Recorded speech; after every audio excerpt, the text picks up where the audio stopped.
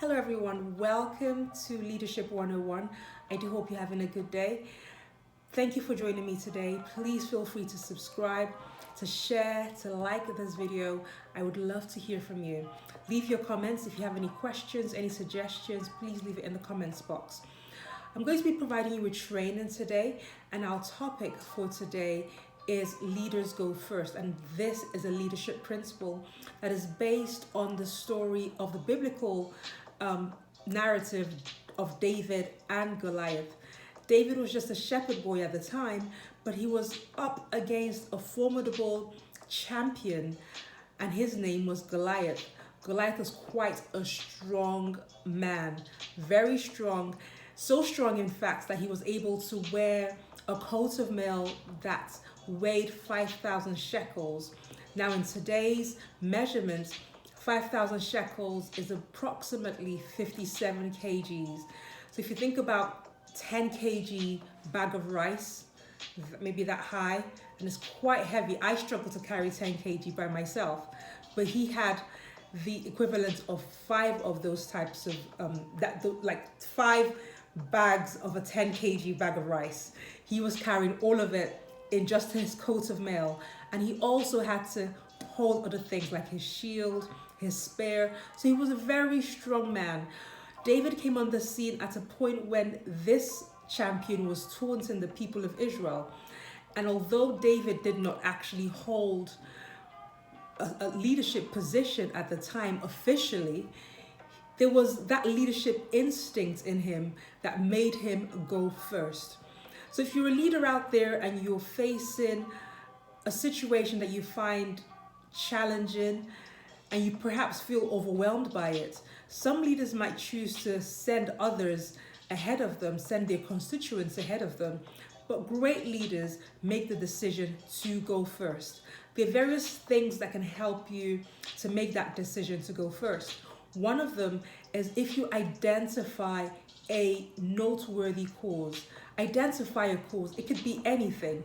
It could be that you're trying to create a better environment. You're trying to make your company more energy efficient. It could be that you're trying to create more opportunities, more work opportunities for your community. It could be that you're trying to raise the wages and the life experiences of your constituents.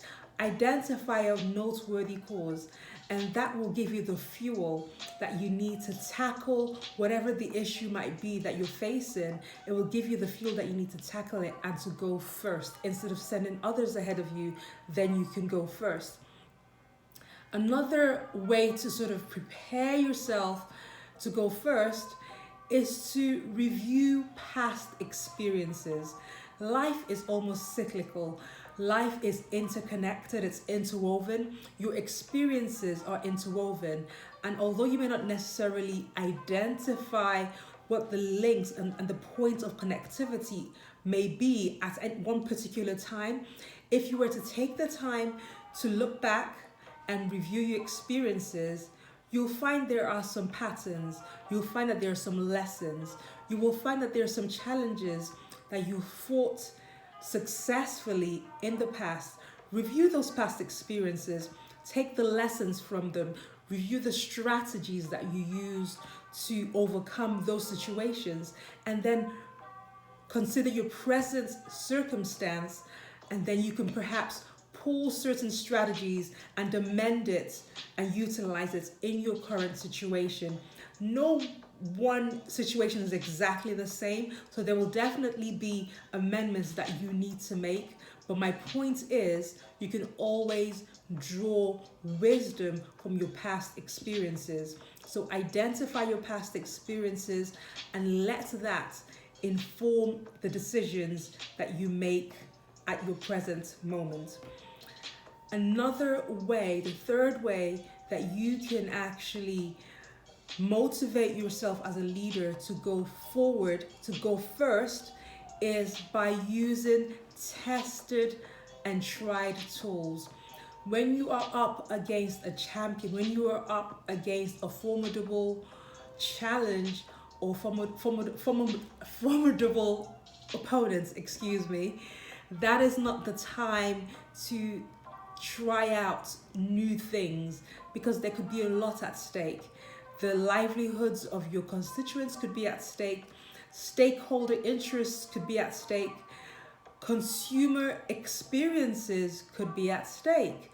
So when you are making the decision to go first, it is important that you review the tools that you are going to use to overcome the situation that you are faced with, and that you ensure that it's been tried and tested, if not by yourself, then by others, but preferably by yourself.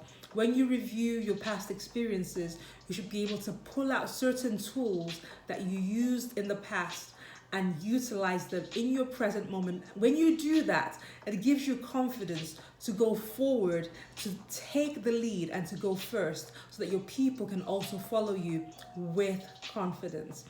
These are my thoughts for you today. These are my tips for you today. Please feel free to share this video with whoever you think needs to hear it. Until next time, from my heart to yours, do take it easy. Bye.